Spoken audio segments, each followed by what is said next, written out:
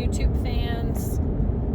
As you all know, like the 4 of you that are out there, I, every once in a while, come up with something good to share while I'm driving, and today I am driving home from the law library in downtown Phoenix, where I was looking at probate cases, and I wanted to share something to give an anecdote of the state of the market right now. So, the other day, last Friday, I took 2 first-time homebuyers to a property. It was cute. It was very well updated. It was a great layout. It was in a great neighborhood. As one of the buyers said, it reminded him of Wisteria Lane, and he was going to be a part of the Desperate Housewives any day. Anyways, it was great, and they wanted to write an offer. I said, okay, let me go home, let me do some research, run some comps. So, of course, I did. And within a mile, and even in some cases 2 miles, similar properties, the absolute highest I could find sold for $229. This home was listed for $249. And in fact, the home literally next door to this one that my buyers were interested in sold in September, so 3 months ago, for $227. So, and P.S., that one was also very well updated. I think the biggest difference was that the one that sold for $227 had white appliances, and this one had stainless steel. So, from an appraisal standpoint, I think we're talking a couple $1,000s max.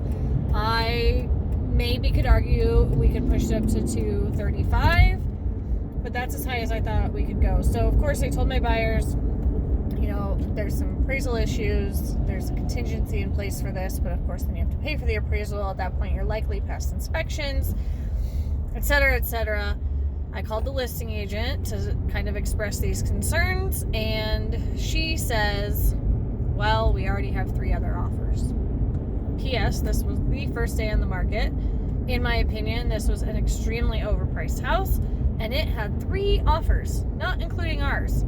My buyers chose not to make an offer in the end, based on kind of the information that I had given them, the information they found on their own. But is that not crazy, you guys? 3 offers in one day for a home that is extremely overpriced. It is wild. So what does that tell you? If you are a buyer in this market, you need a great agent that is going to represent you, support you, and do everything they can to get you into the house that you want, and make sure that you are not overpaying for something. Number 2, if you're a seller, now is the time to sell, because you could have overpriced your house by $25,000 and still gotten 3 offers.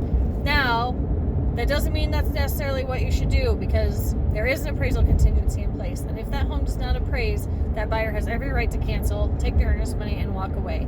And a good realtor is going to advise you of those potential risks that you could run into. So it's not all rainbows and sunshine if you get an offer dramatically over where it will appraise. But now is the time to sell, and if you're buying, make sure you're well represented. If you need anything, you know where to find me. Talk to y'all soon.